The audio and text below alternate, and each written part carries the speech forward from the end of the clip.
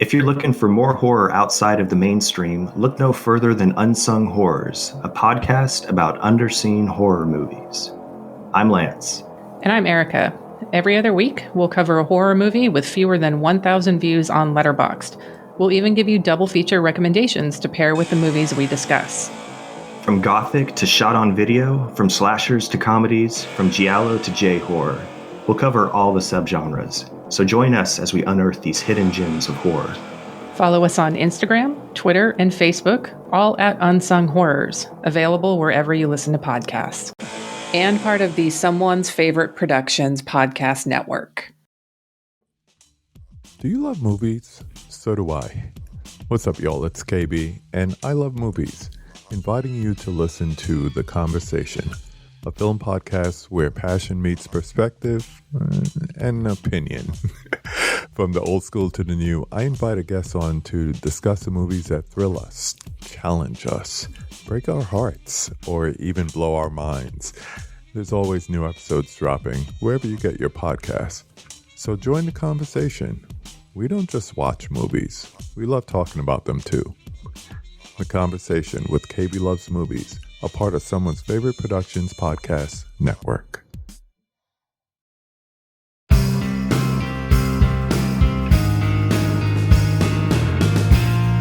Weirding Way Media.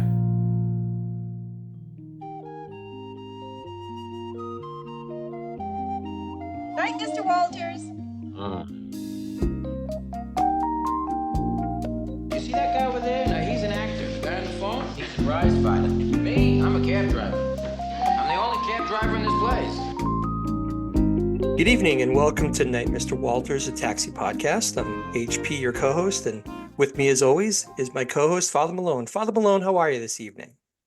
I am good. HP, you have my permission to deliver Reverend Jim's eulogy at my service.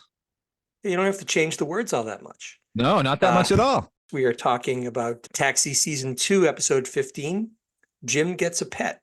This was written by David Lloyd. I think this was actually David Lloyd's first script for Taxi. Is David Lloyd a big luminary on the show? Or is it like Christopher Lloyd's brother or something? Who is David Lloyd? I've always seen his name but did not know. He's written for Frasier. He's written for Wings. Oh my God, Wings. He's written for Amen, the Sherman Hemsley vehicle. And I think do you remember, I forgot about this show until I just looked it up. Do you remember there was a show called Best of the West in the 80s? Yes. It's like a sitcom set in the Old West, right? Right. And I'm looking, Christopher Lloyd was in that. I did not realize that. I'm looking at the cast list. I don't recognize anybody. Slim Pickens was in it. That's cool. And Andy Griffith. Oh, there you go. Lord.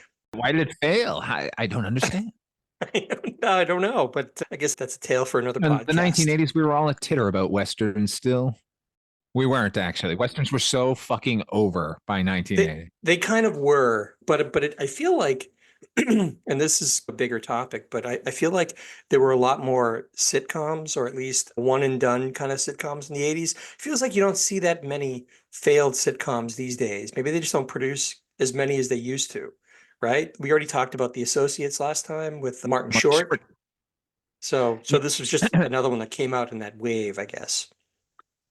Maybe they're just holding on to them better, you know? I guess, or maybe they were just more willing to take chances back then. They had more, I guess the sitcom was king in a way that maybe now it's more about police procedurals and things like that, courtroom dramas. I don't know, but reminder, we're doing these shows in broadcast order and not in order of filming. We open on a nighttime B-roll. HP, quickly. Sorry. Before we begin and dive into this fucking beautiful episode, do you mind if I give a shout out to a Night Mr. Walters fan? Of course, please do.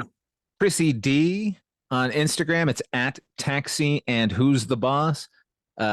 Big fan of the show. She always promotes us. Just want to say hi and thank you for listening. That is fantastic. I'm so happy to hear that. Welcome, Chrissy D.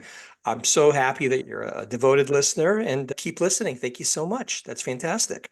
She's a Banta fan, so she's your enemy. Oh boy, I better watch what I say in the next couple of episodes.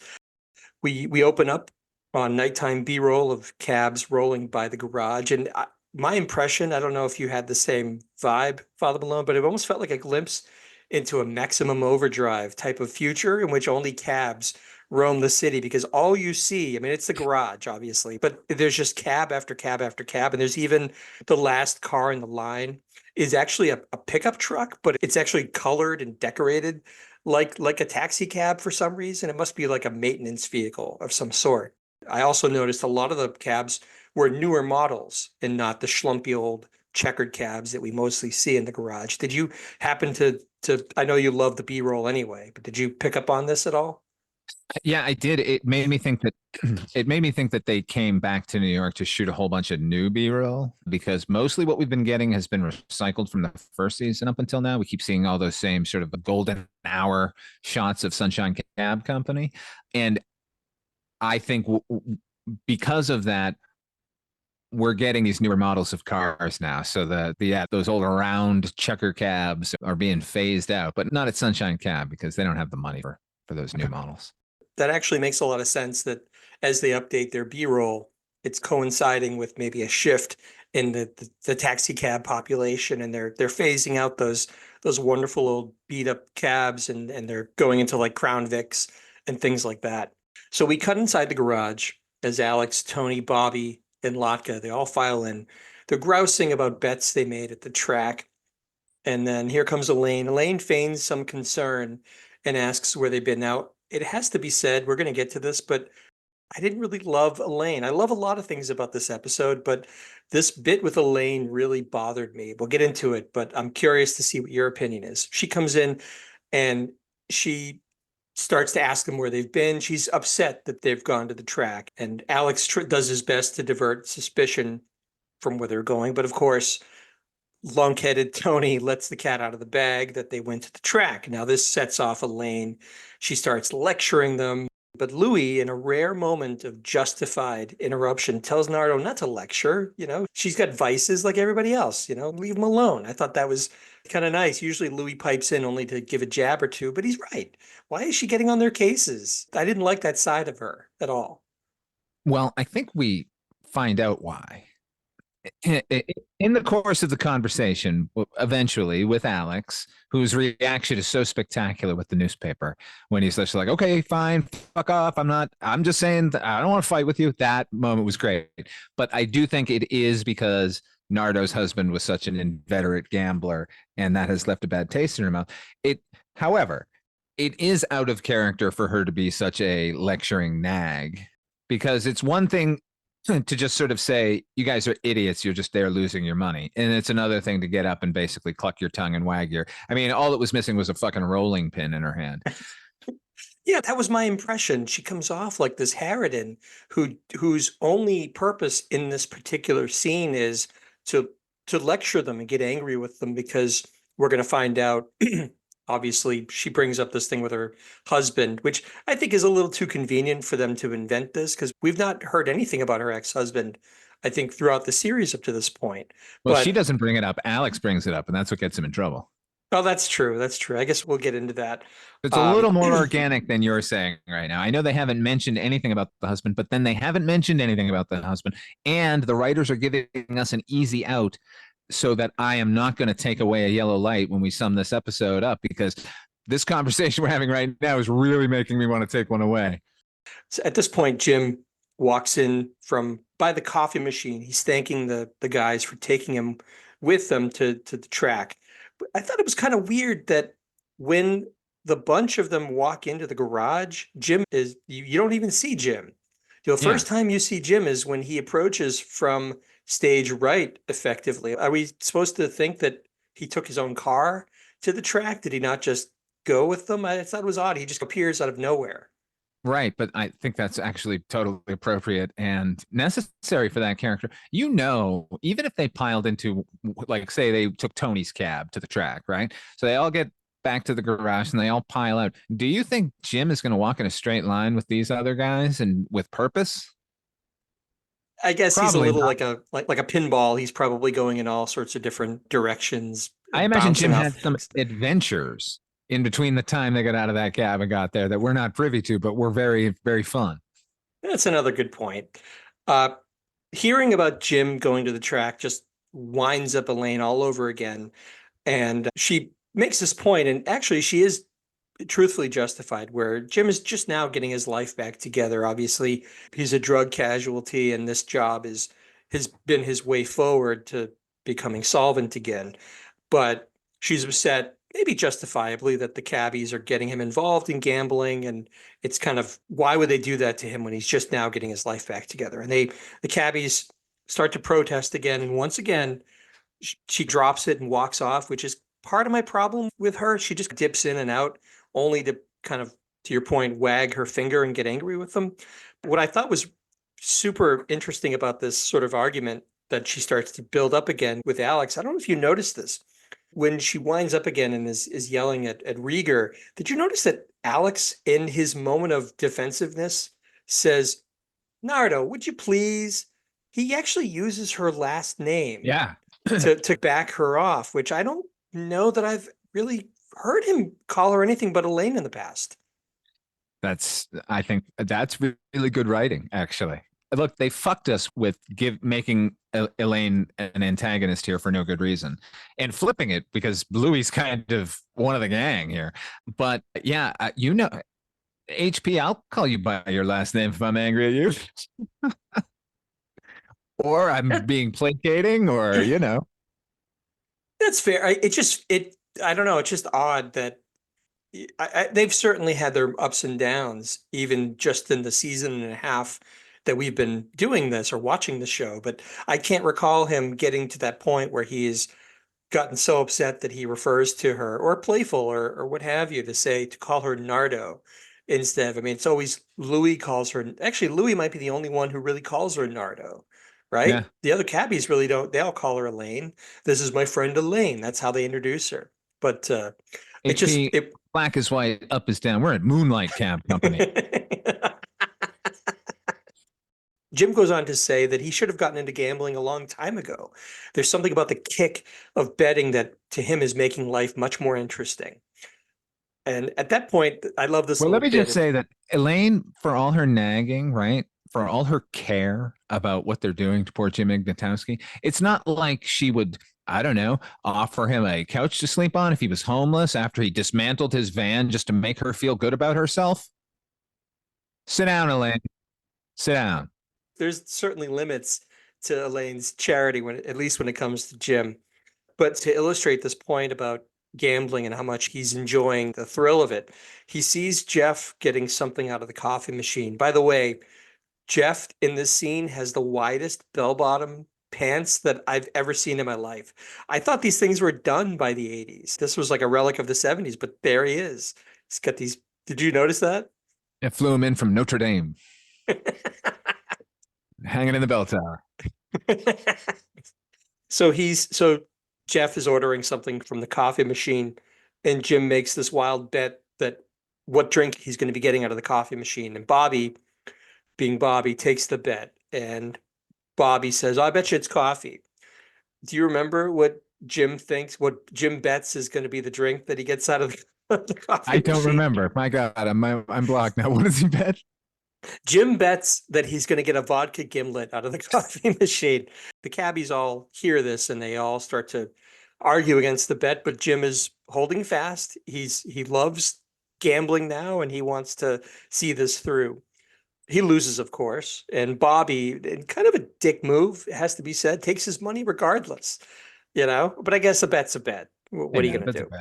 He gives the money back. He gives the money back. Well, yeah, but that's even better. Like, Jim thanks him profusely for giving him such a thrill, and Bobby is expressing some remorse for taking Jim's last dollar, to which Jim simply replies, "Well, give it back," which, it's such a simple line, but it's so disarming because you never hear that or see that in a sitcom like this. It's so self-evident. If Bobby feels so bad about taking Jim's last dollar, just give him it back. And this disarms Bobby to the point where he literally gives Jim his money back. Jim and Bobby walk away just in time. Now we have a third time. Elaine swoops back in, starts getting on Alex's case for making Jim because she's observing this, and she is now accusing Alex of making Jim into a gambling addict. And Alex, okay, Mom. Well, yeah, and I think Alex probably just to get her off of his back, he uses this weak reasoning of, well, it's his money, it's his life, which is ignoring the fact that Jim is so naive and so drug addled and damaged that maybe someone should look out for him. And also, that's overlooking the fact that we know that Alex has gambling issues of his own. So one would Yeah, think Alex. one would figure he would be especially sensitive to this kind of thing, but no, I guess in this case, no.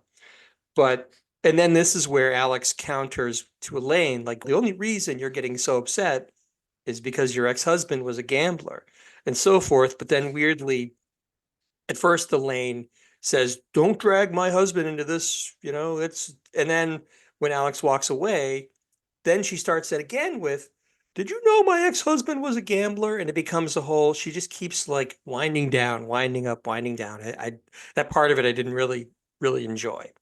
Uh, Elaine is off her meds. Now, although Elaine has a well-documented history of caring for the cabbies as a mother would, I don't really like this shift to shrieking Harridan, like I said. But Jim, at that point, Jim just interjects and says, well, it doesn't matter because he has no more money to bet, even if he wanted to. And at this point, Louis conspicuously asks Jim, he beckons Jim over. This is great. He wants to have a chat with Jim. And it quickly becomes evident that Louis wants to make Jim a predatory loan so that he can gamble. And I think it's like 85% interest, which it's crazy, but Jim Quite a is eating deal. all of this up. Yeah, this is so Louis to do this. And a handshake isn't even good enough for Louis in this case. He pulls out this ridiculous contract that Jim has to sign. There's even fine print that says in the event that Jim can't repay the loan, Louis has the right to sell his body for medical experiments. So happily, Jim is chasing this thrill of gambling. So he signs and Medical experiments, whether or not he's alive. yeah, I think because I think doesn't Jim question him and he says, well, do you mean, am I before or after death? He's like, whichever. He just kind of shrugs and says, yeah, it doesn't matter. So we cut to another B-roll. This time it's a checker cab pulling into the garage. But just as it pulls in, Father Malone, Oh my it pulls alongside of the camera and it's Alex driving the cab. fucking Alex Rieger has snuck into the B-roll. He's got that beige jacket that he wears. I think truthfully, I think if I'm thinking back to the episode, The Bet, when he has that bet with Louis, I think it's the same outfit that he's wearing. My suspicion is probably they just took him out and said, we're just going to film you for half a day, just various B-roll shots. This must come out of that because what we end up seeing is when they cut back inside the garage and you see Alex walking in, he's not wearing that jacket anymore. He's back to wearing his sort of slouch sweaters. So he comes in, Alex goes into the garage with his bookings, and Elaine asks if he's seen Jim, and it turns out no one has seen him for a few days, I think. And Elaine is telling them that he's been at the track every day this week. And how does she know? Was she there? Was she going there? She going there with a frying pan and tapping her foot? Like, who was it, Andy Capp or something? What was that comic? Andy Capp, where he'd always be at the pub and the wife would hit him with the rolling pin. It's terrible. I don't like the side of Elaine at all. Alex starts in, but she's playing cards, and Alex is like, "Well, how can you how can you lecture us on gambling when you're playing cards?" But in Elaine's counter, which is very odd to me, is that it's just a game with no money involved. Now, this begs the question, Father Malone, why the fuck would you play poker for no money? Have you ever played cards like that for no money? It's boring. It sucks. Gee, I don't know how to answer you because you have such a definitive feeling about this topic that doesn't really concern me at all because I very rarely play cards and I live in Las Vegas, so I don't gamble because you cannot because you would die. But here's what I'll say. I agree with you. If you're going to be playing, you could be playing fucking solitaire, 21, or you know what I mean, like old maid. Yeah. Like, play a competitive card game if you're just going to be playing. They might as well. They have the chessboard there, but But I will say that if you're there with the same people every fucking day and you're all earning the exact same amount of money, that maybe they would just play for nothing just at the time. Let me back up a little bit. So, not necessarily money, but stakes. like meatballs. He's playing for peanuts, right? Literal peanuts, Yeah. right? That's what he's, make it interesting. Give me some kind of stakes. It doesn't have to be high stakes, but some reason that I'm going to care whether I win or lose this competitive card game that I'm playing. You Otherwise, know, it's like you'll go all in every single time because there's no downside. Sorry, go ahead. yeah. What could have solved the scene is had she said, we're not playing for money," and then cut to the other player going, "We're not," and then like putting the cards down and walking away. Yeah, that would have been a wonderful button on this little bit of the scene. I 100% agree. At that point, Jim strolls into the garage finally, and Alex asks to speak to him privately. He knows that Jim is borrowing money that he doesn't have. He tries to give some advice to Jim about the dangers of borrowing from someone like Louis because it can lead to having to borrow from a loan shark, and it becomes this Oh, but yeah, like okay. It's a routine he gets into, right? HP, you know me. When characters start doing gimmicky bullshit like this, it makes me want to stick my head into the television and kill myself. But again, we keep saying this. Judd Hirsch pulls it off. If Judd Hirsch started doing that in front of me, I would be excited to watch him do it. If my buddy, whatever, starts doing a fucking routine, I just want to throw him out of a car. it's like a little one man play because he portrays Jim's father, the loan shark that comes to collect money from Jim, and it's all done in this like I mean, Jim is wrapped with attention. He starts getting worried about all these hypotheticals because every time he comes back, Alex makes the scenario even more dangerous and more life-threatening to Jim. It all escalates to the point where Jim is basically begging Alex for help out of this hypothetical loan shark situation, which he's not in, by the way. But finally, at that point, it's too much for Jim, and he declares that he's done gambling. And Elaine is relieved to hear this, and she says that it's great.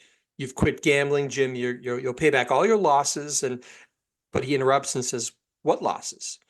It turns out that Jim not only hasn't lost money gambling, but he has actually won $10,000 gambling. Now, of course, I had to go to my favorite website, amortization.org, to look this up. What do you figure $10,000 in 1980 is worth in 2024, Father Malone? What do you figure?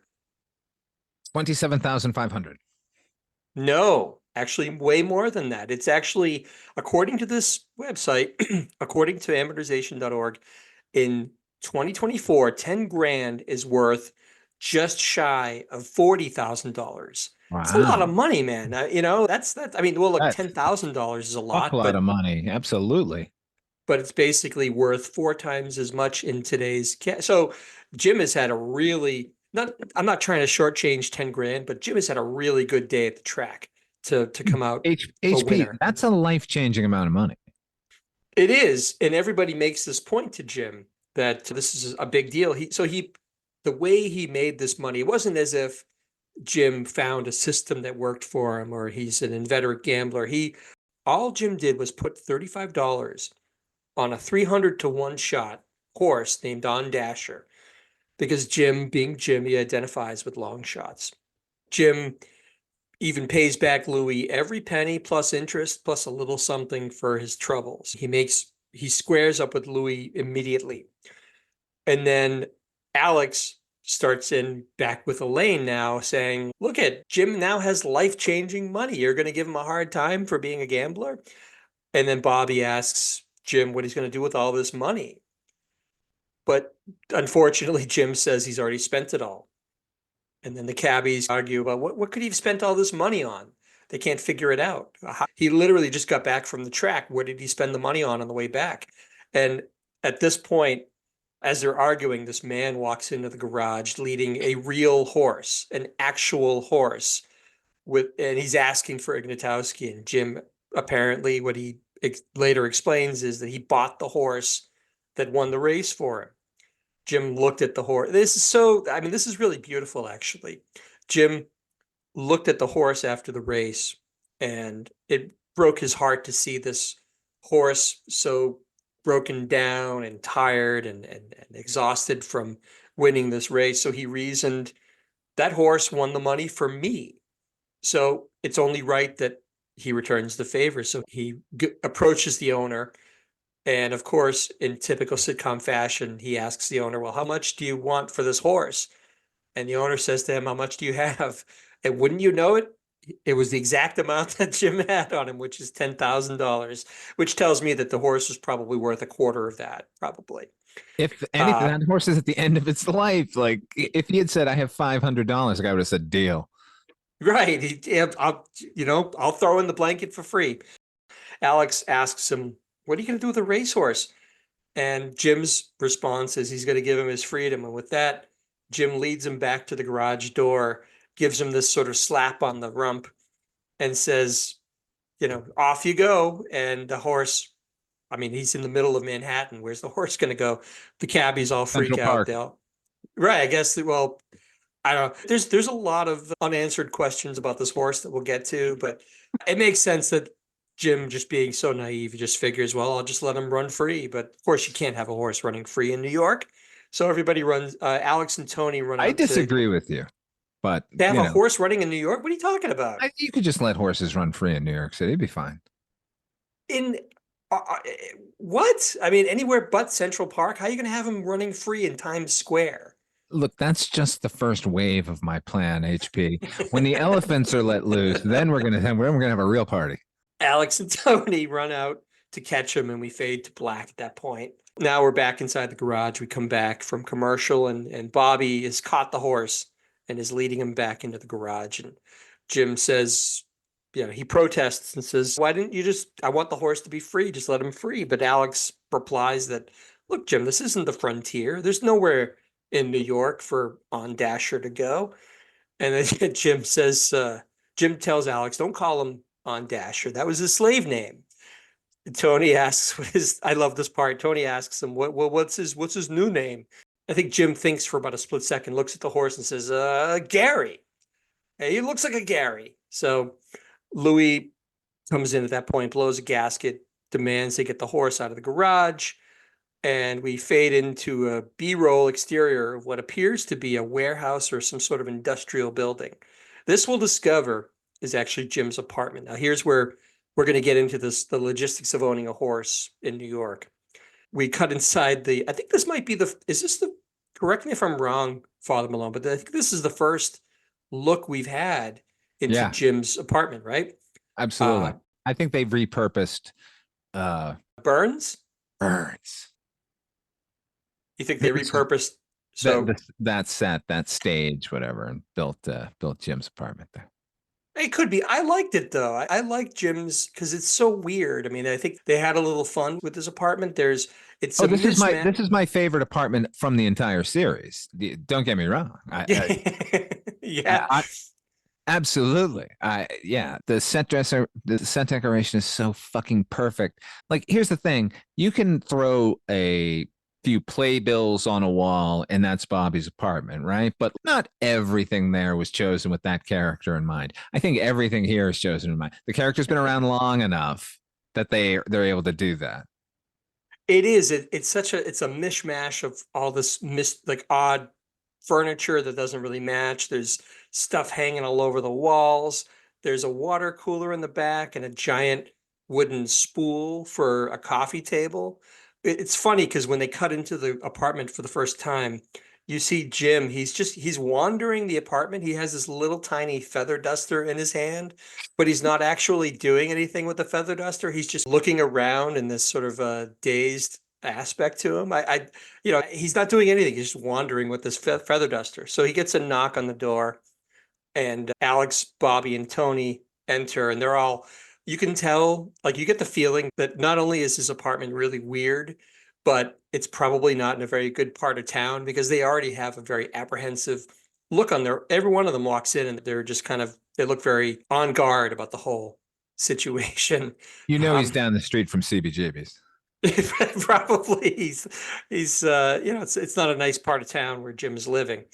And as I think Tony compliments him on his kitchen, which all the kitchen is in the back. It's literally a small table with a toaster and a coffee pot, like an electric coffee pot. But he notes that he asks Jim, are you getting all your electricity from that one cable? There's a plug coming out of these giant windows. And it's true, he's getting all his electricity from there, from the next building over, because this building is condemned, you see. Bobby then suggests, like, look, you have a steady job now. Why don't maybe you can afford to move? But Jim likes it here. He says, what can they do to a condemned building? Save it? Vaudeville. It wasn't a funny joke at all. I mean, we know what they were going for there. They were trying to make some joke about the fact that he lives in an abandoned building, but I don't know that that was it. Alex asks Jim where Gary is, and Jim says, shh, he's sleeping in the bedroom. This is our first clue that maybe, things aren't, what's going on here. Jim goes on to say that he's trying to make Gary's life as pleasant as possible, which I can really relate to. I have a dog that I've had for 7 years or so who had a really tough life. And a lot of what I do is sort of dedicated towards making her happy because of what a tough life she had. Well, Gary's in a similar spot. So Jim is doing all he can to make his life comfortable. He's got him a nice blanket. He bought him a heater, lots of food, and he takes him for walks every day, he says, which I think is really sweet and really speaks to Jim's character. But I have to break in here and say, how the hell does Jim get this horse in and out of the apartment? I ask you, Father Malone. The exterior makes it plain that he lives on the second floor of this condemned building. Yeah, because he's living in an abandoned loft in New York City. And generally, when you have lofts, you have those giant freight elevators because the loft was never meant to be lived in. Those were working spaces. So freight elevator up, down, there goes the horse. It still seems a little far-fetched that he would get this horse in and out of this building with no repercussions, but whatever. Maybe I'm overthinking it. I'll tell you what, if it's that kind of neighborhood, everyone who sees him coming in and out of the building with a horse, just like, it's that fucking crazy man with the horse. You know what I mean? Like no one's calling the cops. It's just the crazy this horse. He doesn't bother anybody. No one's going to call the cops because they're probably up to stuff that is no good. Man. They don't want that heat. Reverend Jim knows them from some other moniker, Oh, that's the guy who steals hubcaps. Right. So Jim tells everybody to make themselves comfortable. They start to talk a little bit, and what we're gathering is that the rest of the cabbies have been trying to find Gary a new home because they're talking about what they've all uncovered. And it turns out there's not much call for an old horse in Manhattan. The police don't want an old horse to hire on to the force. And Tony mentions some vague ad in the paper that they've gotten no response to, which I can only assume if it's Tony putting the ad in the paper. Only imagine. The writers are doing us a disservice by not letting us read that ad. It was probably written in crayon and submitted to the newspaper with a lot of backwards letters. But yeah, Do you need a horse? They can't figure out how to get Gary into a new home. Out of nowhere, Jim offers them walnuts as a snack. And so he hands out a walnut to each of the cabbies. And as he's doing this, Jim is continuing to talk about how nice it is to have Gary around to spend time with and to watch TV with. And it's all very nice, but it's hard to focus because in the background, every one of the cabbies is having real difficulty getting these, because he hasn't given them a nutcracker or anything. So you have this image of Rieger repeatedly like hitting the walnut against the table in vain and having it spring back, and they're all trying to figure out how to do this. By the way, don't think I didn't notice at this point, Tony gets up and goes to this chair behind the sofa.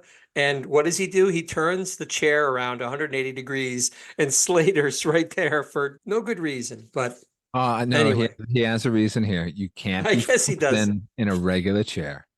Right. So Alex finally asks Jim if he has a nutcracker. And Jim responds rather mysteriously that it's right in front of you. And he looks around and there's nothing there. And finally, it dawns on Alex. He says, what, the table? This giant spool that I mentioned before is the table. And Jim says, by golly, I guess that could be used as a table, which I love because that's what other purpose could it serve? And for some reason, it never occurred to Jim that it could be a table. Finally, Alex, in a little bit of physical comedy, wordlessly gets this aha moment, and he gets up and he picks up the table end a little bit, puts the walnut underneath it, crack. So that's how Jim cracks the walnuts. He puts them underneath the table and sits on the table. HB, have you ever had a friend like Jim in your life? Yeah, The kind of probably. person who looks at a giant wire spool that most people would turn on its side and turn into a table, and his thought is, oh, that can be used for cracking my walnuts, my precious walnuts. Yeah, I would say so. Somebody who's a very unconventional thinker. Sure. Yeah. That's nice. I thought there was a story in the I offing. know story. Okay. I thought you were going to say this guy that you knew in LA who is whatever. And Oh that no, guy that turned out. was no. Most of the people I knew in LA were like that. So Ah, I'm not being superficial or just taking shots. I'm just saying there are lots of dreamers in Los Angeles, much like Reverend Jim. yeah, and it's part of Jim's charm. And no one delivers those sort of drug-addled pearls of wisdom and like Christopher Lloyd does. We've said it before and we'll say it again. He really, well, we'll get to it, but Well, we'll get I to that, adore. but you can get to him right now because when Alex is trying to figure out what the fuck he means by you've got the nutcracker right in front of you, and he's trying to understand how to actually crack the nut using it, the look of encouragement and I'm really not here, and how can you not see through my own eyes that how that thing works? That, like, Christopher Lloyd is just so he's not even saying anything. He's just smiling at Alex, urging him on. I don't know. He's amazing. It really is kind of miraculous. And it makes me a little, which is not to say that he hasn't had a wonderful career, but it makes me a little bit sad that he didn't get these more roles that were as meaty and as fulfilling to watch as Reverend Jim. What about the Legend of the Lone Ranger? Well, I mean, look, he had his moment. I mean, he doesn't always have to play that type of character. He's awesome in Who Framed Roger Rabbit. Obviously, Doc Brown is iconic, and he's nothing like Jim. But I think there is a soulful quality to his work in Taxi that I think hasn't always shined through. HP, recently we were having a John Schuckathon, a Shuck off, Mhm. doing our best Klingon impression. And yet we have such an amazing Klingon in our presence every time Reverend Jim comes on screen. That's true. Very unfairly maligned for his Klingon in Star Trek 3, but Is he maligned for that? I think, well, because I think, like People just do anything, lots of impressions. Basically, what you're talking about is that fucking Kevin Pollak impression. yeah, The Captain Kirk, Cookie Doke kind of thing, right? But I don't buy that in his performance in Star Trek 3, The Search for Spock. Commander Cruz, I thought he was fucking awesome, man. I thought he's very good. I just, you're right. Give 60 seconds for you and your valiant crew. He's good. I don't think he's honest. If I'm being honest, I don't think he's as good as John Schuck. I wish John Schuck had more of a presence in those movies. Imagine But if Schuck had been Commander Cruz and Christopher Lloyd had been the ambassador. it could have worked. But I love John Schuck, and we're getting off topic. But I love John Schuck as the Klingon functionary who. I mean, He's more refined, a little more sophisticated. That's exactly what I'm getting at. He's much more refined and suitable for dealing with the Federation in that fashion. Whereas Christopher Lloyd's character is much more of a real Klingon, a guy who's willing to kill to get what he wants. Whereas, you're right. There was the Kevin Pollak thing, which was omnipresent at that time. But I think I remember at the time, reviewers going, well, this is odd. I mean, this is Reverend Jim. What's he doing in a Star Trek movie? But like anything, I think time has proven those people wrong. And I think if you see it free of those biases, I think it's a great performance. We like are you do. okay. Listen, I'm going to continue this Star Trek trend here and just say that around the time that Search for Spock came out was the time I started going to Star Trek conventions, creation conventions, they were called then, put on by Creation, the same company that put out Starlog.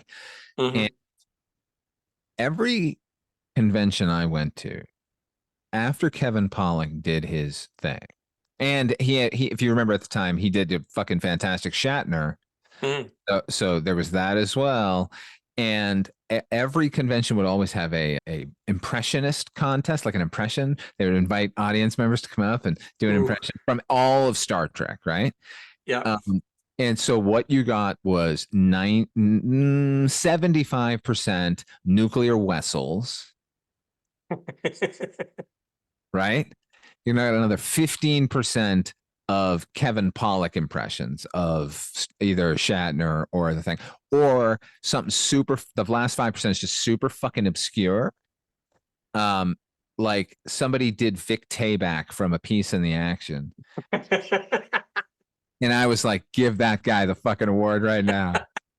But did he do him as Mel from As Bell Alice? Oxmix? Yes, it's like, a couple of the younger guys here, they show up, they get rubbed out real quick. Like he was doing a really good Vic Tayback.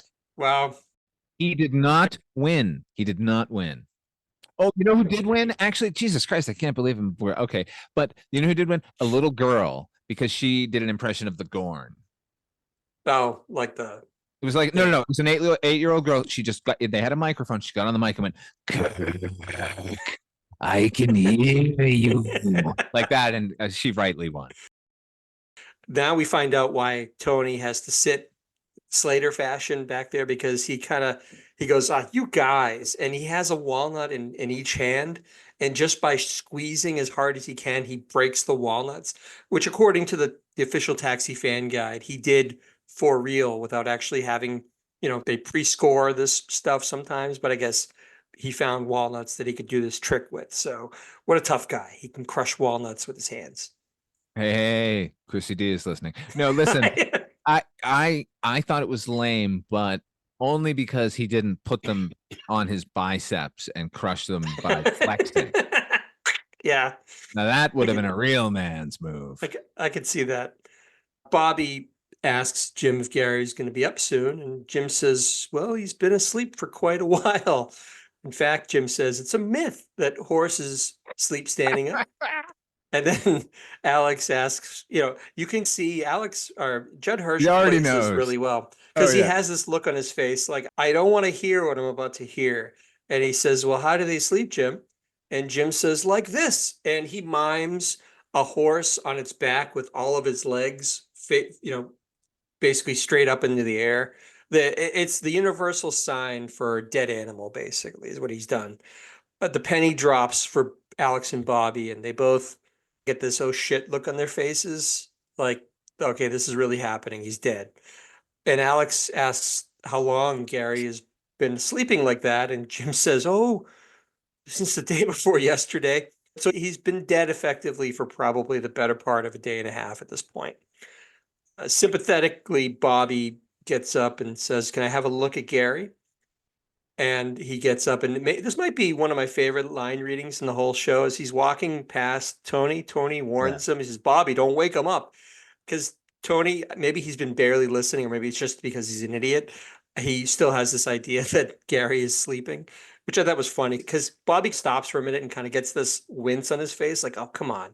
And then my second favorite part of the scene, where it's my favorite visual of the episode for sure. Bobby tries to go into the bedroom, but he is presented with a whole wall that just made up of doors, one after the other. So he can't, there's no way of telling how to get into any. Yeah. It's like something out of Willy Wonka, basically. Yeah, point out that it's not like a wall and there's a door and then a space and then a door. It's door, like all jammed up against each other. He asks Jim which door, and even Jim has to stand there for a minute. And I think he, on a, kind of aggressively, he kind of picks one door at random, and it's the one. He opens the door, Bobby steps through, but almost immediately Bobby steps out of the room and delivers the sad news to Jim that Gary isn't. I think the way he says it is actually very affecting, because he doesn't say to Jim, I think Gary's dead. He says, I don't think Gary's going to be going for any walks anymore. Yeah. And look, Bobby hasn't had a hell of a lot to do in the last handful of episodes, right? But moments like this are a reminder for me that he's really good. Jeff Conaway he's a good actor. And the way that he's presenting this in a way that will let Jim down easy. And he's trying to be very sensitive to Jim and his relationship with this horse, as ridiculous as it is to us. So for him to say it that way, that Jim, I'm afraid you're not going to have any more walks with Gary. It is a little heartbreaking to hear him say that because we know that he's dead anyway. But Bobby remains one of my favorite characters on the show. And it's because deep down he is decent. And we see that here. And we see it against, especially at the memorial. yeah, I totally agree. Sort of somberly, Jim walks into the bedroom and he's asking for Gary, like, Gary? And that's the end of this scene. It cuts to the garage. There's something about the sudden cut from that. We don't get to see Jim come out. We don't get to see the aftermath. We kind of fill in our minds what actually transpired, and it feels so. I'm so sad for Jim in that moment because he really cares about this horse. Well, I agree with you that it is a kind of an abrupt cut where we don't get any reactions from anybody. But the next scene, I think, more than made up for it. We cut to the garage, and Jim is sitting really forlornly in front of the coffee machine. I think his head is hung low, and the rest of the cabbies are looking at this with great sympathy. And Alex goes over to comfort Jim and talk to him about the whole situation, how he's feeling. And Jim admits the apartment's empty without Gary. And Alex being Alex, this is actually a really cool thing that he does. He says he's surprised that Gary's been gone a couple of days and they haven't had a service for him. He says, maybe you haven't noticed, Jim, but a lot of the guys in the garage have been really down about Gary. And as a man of the cloth as you are, Jim, you should do a eulogy for Gary. And this sparks something in Jim, and he gets up and he asks everybody to gather round for the service. And then at this point, they set up the garage in what I guess you could call church service configuration. They did this in the paper marriage episode where they take some of the benches and they arrange them as pews. They take out the toolbox thing and make it into a pulpit for Jim that he can stand at. And Bobby, to your point, even rather sensitively takes Gary's racing blanket and he lays it on this would-be pulpit, which It's a perfect character moment. Of course, Yeah. Bobby is looking out for the theatricality of this moment because this is a theatrical moment. All sort of religious ceremonies are. Yeah. And It ought to look good. it's a beautiful little touch to what's going to be this, this nice little service.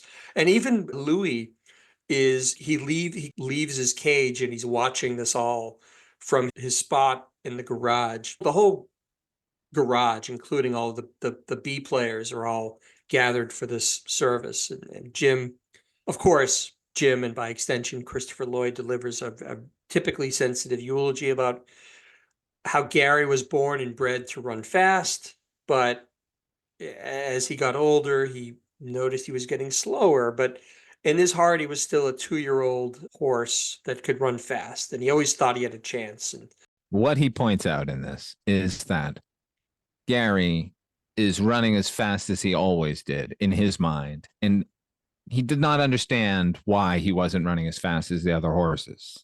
This is Jim's empathy for Gary on display here. And he makes it so explicit for the rest of us. Like, yes, and you and I are of a certain vintage HP, and one day you go, Jesus Christ, why am I not doing that? That was easy. I used to not even think about such a thing.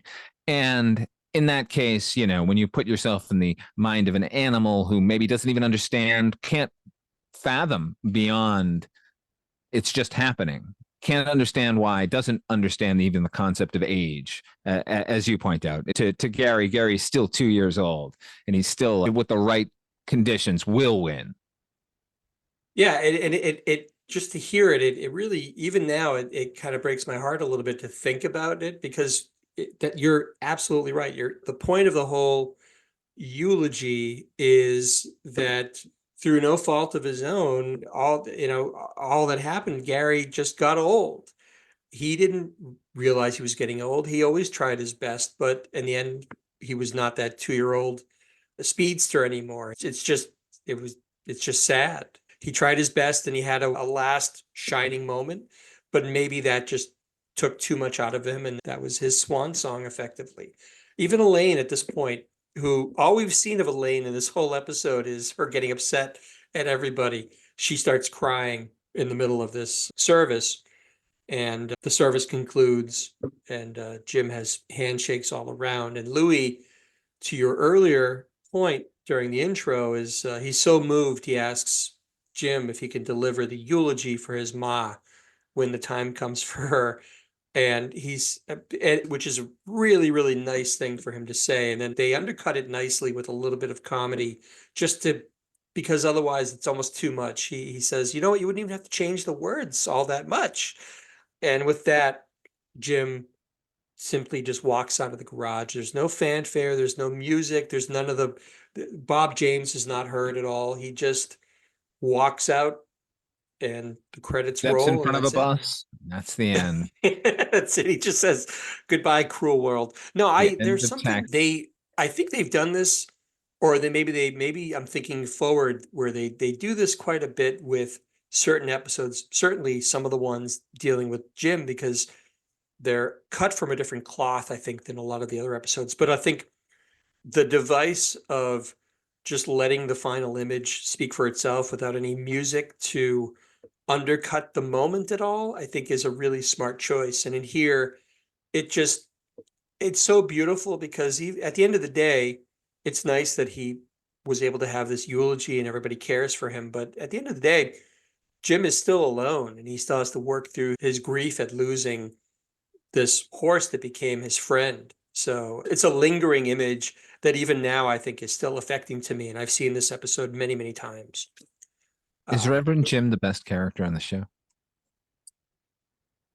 Um, he's certainly top 3. It would be hard for me to make a choice between him and Rieger, first off, because Alex is really the heart of the show, and that's where the show was designed. But I don't know, they all feel certain. It's like any good ensemble. I think it's hard to make that judgment call, but he's certainly one of my favorite characters and clearly one of yours. What do you think? I don't know that he's the best character on the show.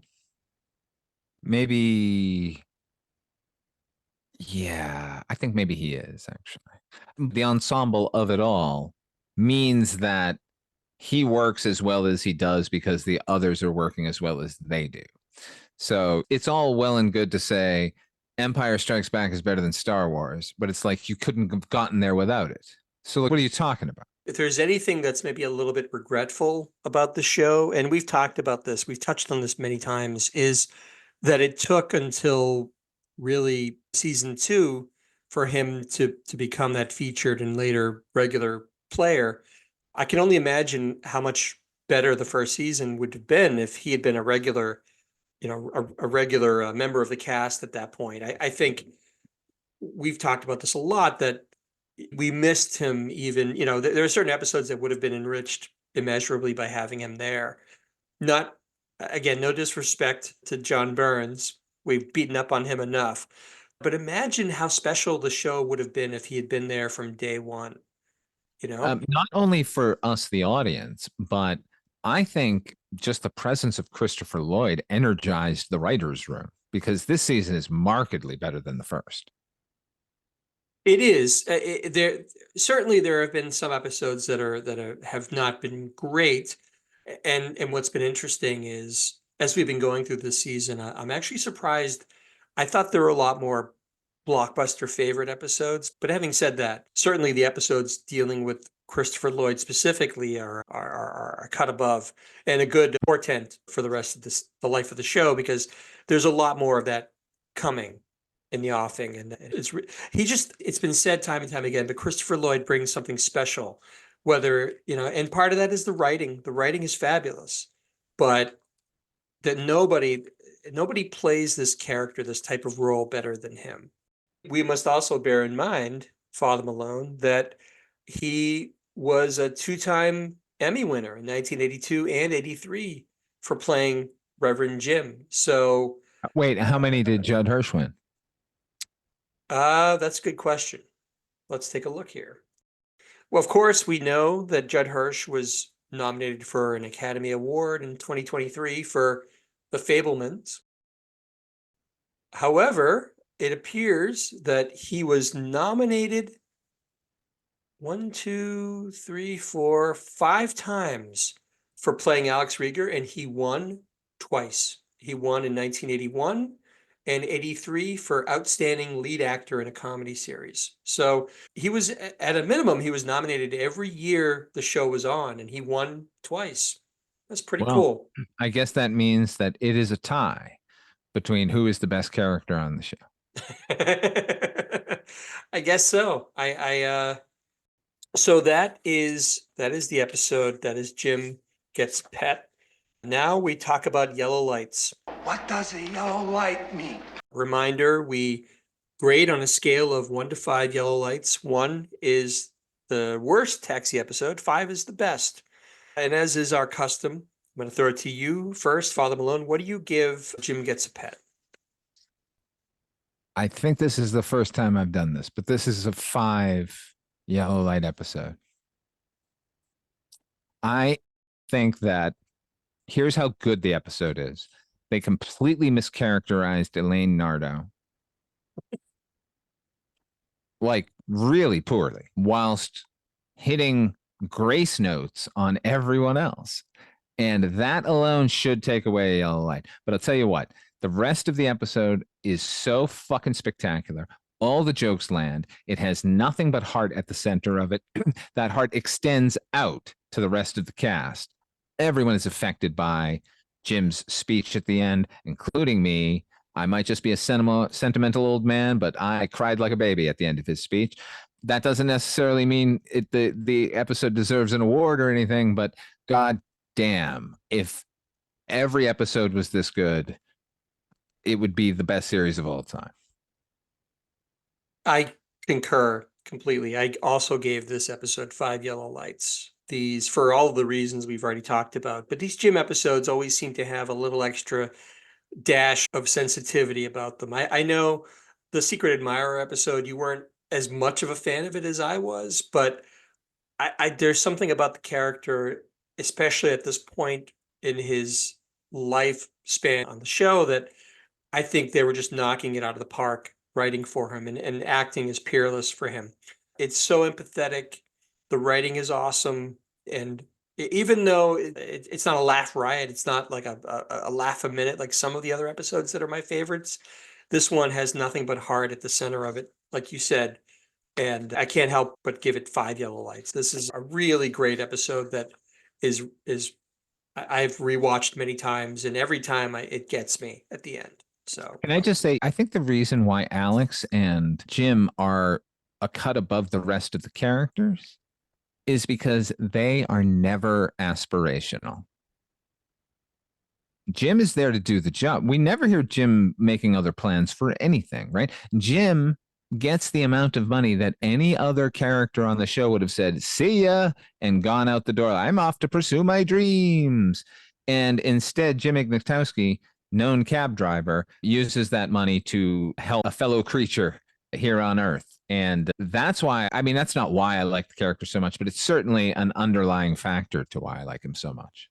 That's an interesting thing to consider. I know that you've never been a fan of the aspirational stuff. It's no secret that those episodes often are frustrating for you, but you're right. And in fact, this won't be the last time that we see this type of episode from Reverend Jim. I'm not going to spoil anything for anyone who's following along as we go through these episodes, but he often is seen as a champion of the underdog and somebody who just wants to help people and make their lives better. So that's very well called out. I agree.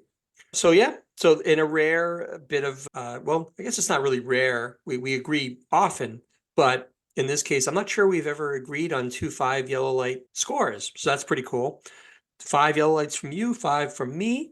That will do it for this episode of Night, Mr. Walters. Father Malone, where can the folks find you when you're not clocked into the garage? Find me over at weirdingwaymedia.com or any podcatcher you listen to. I have a show called Midnight Viewing. There are several facets to it. There's a weekly roundup show where we talk about new movies and new TV shows. That's me and my dog, Ripley. We host that show together. And we also do a horror anthology podcast, which is we're reviewing Tales from the Dark Side. I do that with Culturecast's Chris Stashew and Projection Booth's Mike White. And then there's Anthologies Attack, which is all anthology films from any genre. I do with filmmaker Antonio Lepore. Father Malone is indeed the hardest working man in podcasts. He produces more content more regularly than anyone I can think of. And I love the weekly roundups. They're my new favorite podcast to look forward to every Sunday. They're awesome. It's nice because it's a little bit of a bite-sized glimpse into what to look out for that week on streaming or what's in the movies. So they're awesome. They're a lot of fun to listen to. And he's got the best co-host ever in Ripley Jean. You can't get any better than that. We believe in quantity over quality, HB. No, but what's remarkable, and I don't want to get into a big thing, but what's remarkable is that for producing so much content, all of it is of such an excellent quality that you really can't miss. If you decide to pick one facet of his podcasting over another, you're still going to have a great experience. I don't know how you have enough time in the day to produce all this stuff. So for myself, I'm also poking around the fringes of the Weirding Way network. I also am an occasional guest on the Culturecast with Chris Stashew as well. You can also check out my Bandcamp site. I have a Bandcamp called hpmusicplace.bandcamp.com. Check that out if you wish. And I also have been producing some new episodes of a little podcast that we've been doing here and there in the past called Noise Junkies. And that's also been a lot of fun for me lately. So those are great. Go check those out, everybody. Noise Junkies, HB. Please feel free to. It's kind of it was kind of laying dormant for a while, and now I'm having some fun with some new episodes, some solo ventures. So so that's been fun. So that'll do it for us for this episode. Thanks again for listening. Please feel free to subscribe to the podcast, write a review, rate us. We'd love to hear from you in any way that you see fit. Thank you, Chrissy. Thanks again for listening. For myself and Father Malone, thanks again for listening, and we'll see you guys next time.